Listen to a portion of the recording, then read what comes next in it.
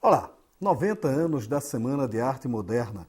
O jornalista Marcos Augusto Gonçalves, nosso entrevistado de hoje, escreveu uma longa reportagem sobre o fato, 1922, a semana que não terminou, onde estabelece a real importância do evento para a cultura brasileira.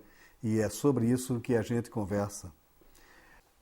Na Dica de Leituras, uma vasta releitura da formação da América do Sul. A gente analisa os romances Rios de Sangue e Cinzas do Sul, de José Antônio Severo. Agora a gente conversa com Marcos Augusto Gonçalves.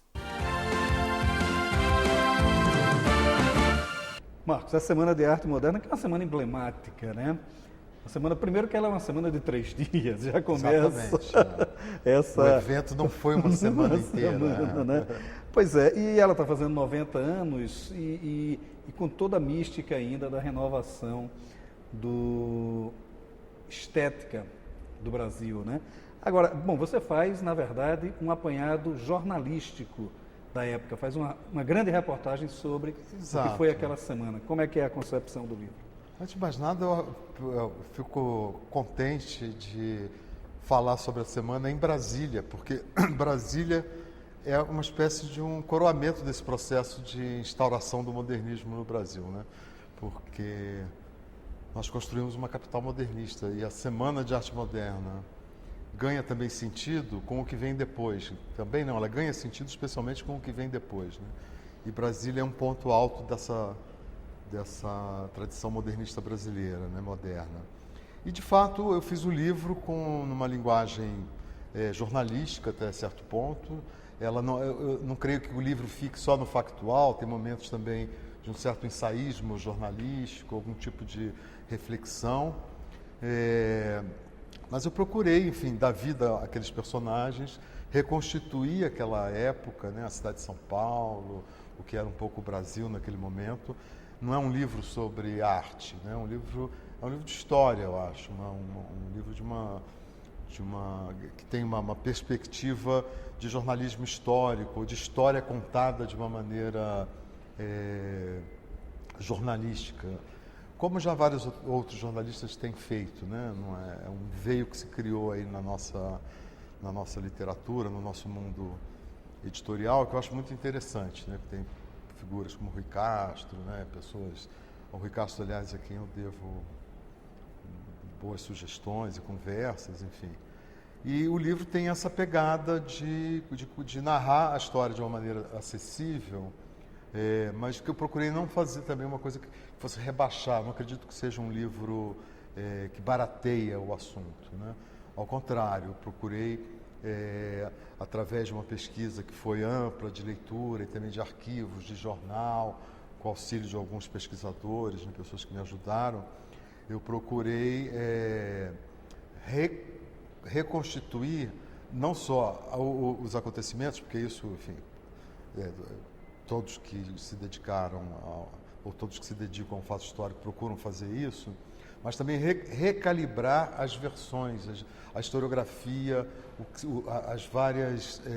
os estereótipos que foram se criando, os nomes que foram sendo deixados de lado, outros que foram eventualmente supervalorizados. Então, eu procurei recontar essa história de uma outra maneira, pela qual você é capaz de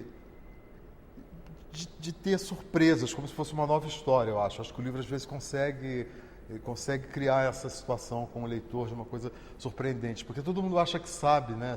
A Semana de Arte Moderna, todo mundo acha que sabe como foi a independência. No entanto, o livro do Laurentino Gomes é um livro que faz um grande sucesso, todo mundo lê, todo mundo acha interessante, né? E quebra alguns mitos, né? E quebra alguns mitos. Agora, é interessante, primeiro me surpreende, quer dizer, não é questão de surpreender, mas uma coisa que me chamou muito a atenção no livro é a reconstituição da época e a divisão do grupo modernista, não do grupo modernista em si, mas do ambiente em que se fomentou esse modernismo.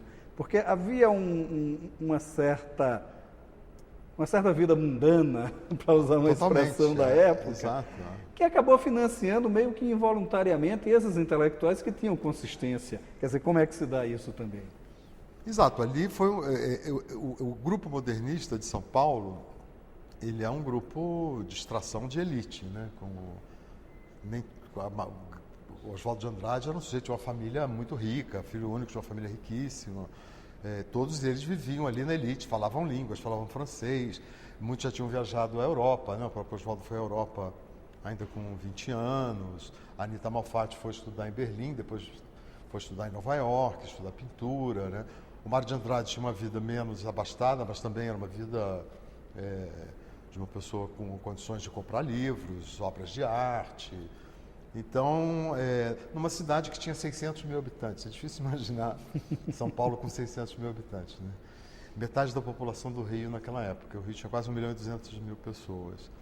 E era essa cidade emergente, rica, porque o Estado tinha enriquecido de uma maneira assustadora com o café, uma velocidade impressionante, porque o café, quando chegou em São Paulo pelo Vale do Paraíba, foi para aquele oeste lá, coincidiu com um momento que todos já sabiam que a escravidão ia terminar, então o momento em que se organizou, né, toda a imigração europeia para o Brasil, e São Paulo, de fato, viveu um surto econômico impressionante naquele momento.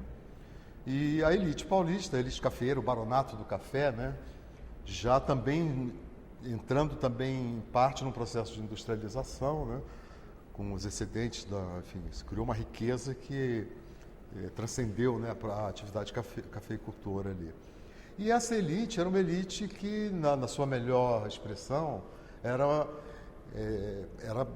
provinciana, mas também cosmopolita. Quer dizer, o Paulo Prado, que foi esse grande empresário, cafeicultor, uma família riquíssima de São Paulo, que foi uma espécie de um mecenas da Semana de Arte Moderna, ele, sei lá, ele já tinha uma tradição da família. O tio dele, Eduardo Prado, que era amigo do Joaquim Nabuco, da geração anterior, né, da geração 70, do final do século XIX, o cara morava em Paris, tinha um apartamento em Paris, recebia os intelectuais, escrevia para as revistas inglesas, era um personagem cultivado ali. Então havia essa elite mais ilustrada também. Parte dela, o setor mais ilustrado dessa elite, era o setor no qual esse grupo se inscrevia, de certa forma, né? E tem até uma declaração divertida do Guilherme de Almeida, né, o poeta, numa das comemorações da semana, que ele fala, nós éramos os playboys intelectuais de 22, daquela época. E, de fato, havia essa... E eu não acho que seja nenhuma contradição, porque esse tipo de conexão, de você querer conectar um país com o que está acontecendo em termos estéticos no mundo e, ao mesmo tempo, pensar como isso pode reverter numa linguagem que não seja postiça, né? Que seja orgânica em relação ao país também, isso é uma tarefa que é muito propícia à elite, porque são pessoas que precisavam ter um certo conhecimento do que se passava no mundo. Não tinha televisão naquela época, as pessoas iam à Europa, assinavam revistas estrangeiras, precisavam ler francês, inglês, alemão. O Mário de Andrade estudou alemão, lia em alemão, enfim. Então não chega a ser uma contradição.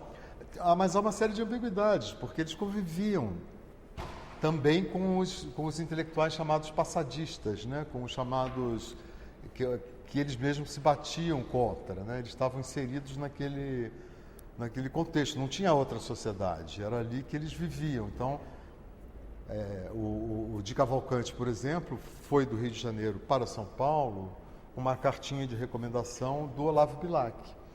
Pois agora é interessante, o Oswald de Andrade, o tio era da Academia Brasileira. O tio era da de Academia, Leira. exatamente. Quer dizer, o Inglês de Souza, né, que era um sonetista, parnasiano e tal.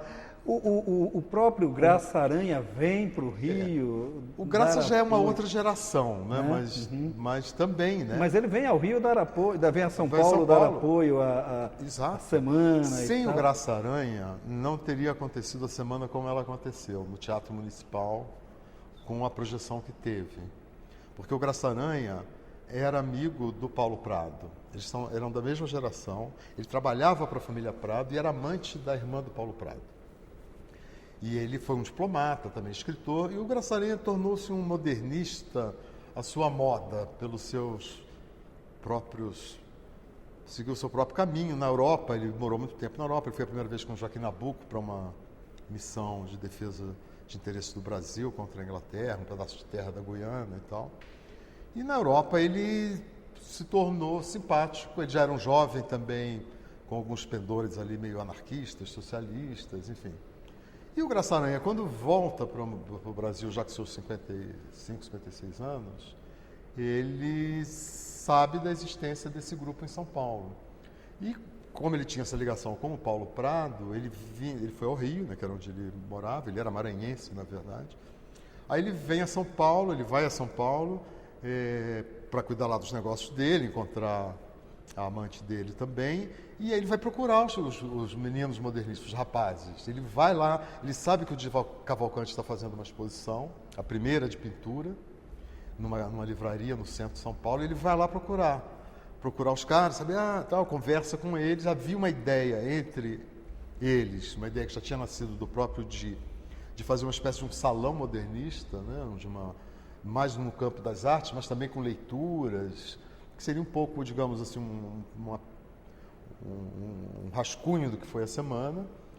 E ao saber disso, o Graça Aranha fala, bom, vou apresentar vocês para o Paulo Prado, que, enfim, Paulo Prado era um mecenas já, àquela altura, patrocinava exposições, era um homem que tinha já tinha toda essa preocupação cultural em São Paulo, de promover eventos, exposições, etc. E o Paulo Prado, desse encontro dos jovens com o Paulo Prado e o Graça Aranha, veio a ideia de fazer um teatro municipal, que foi construído, aliás, pelo pai do Paulo Prado, que foi o prefeito, o conselheiro Antônio da Silva Prado, uma figura lendária, né, de São Paulo e do Brasil, que foi prefeito de São Paulo durante mais de 10 anos, enfim. E aí transferiu-se o evento para o Teatro Municipal. O Paulo Prado nomeou uma comissão de ricos lá, notáveis da sociedade paulistana, levantaram a grana, alugaram o teatro e aí criou-se esse evento por ocasião da comemoração do centenário da independência brasileira. Eram 100 anos da independência. Então, o Rio ia fazer uma grande exposição, com uma exposição internacional, com construção de vários palácios no centro, né, da cidade, tal. E São Paulo também São Paulo estava se revalorizando naquele momento, historicamente. O mito dos bandeirantes, toda aquela ideia de que o Brasil não existiria sem São Paulo. Até a casualidade da independência ter sido declarada em São Paulo, porque o Dom Pedro voltava de Santos, também virou, né? Porque tinha o Museu do Ipiranga, que é o Museu Paulista, na verdade, né? O quadro do Pedro Américo. Então havia toda uma movimentação da elite paulista que já havia conquistado, de fato, o poder econômico, né? O poder político, também de uma ambição de uma liderança cultural, de uma liderança intelectual. E o modernismo era um pouco isso, o futuro. Olha, São Paulo pode levar o Brasil para o futuro também na cultura.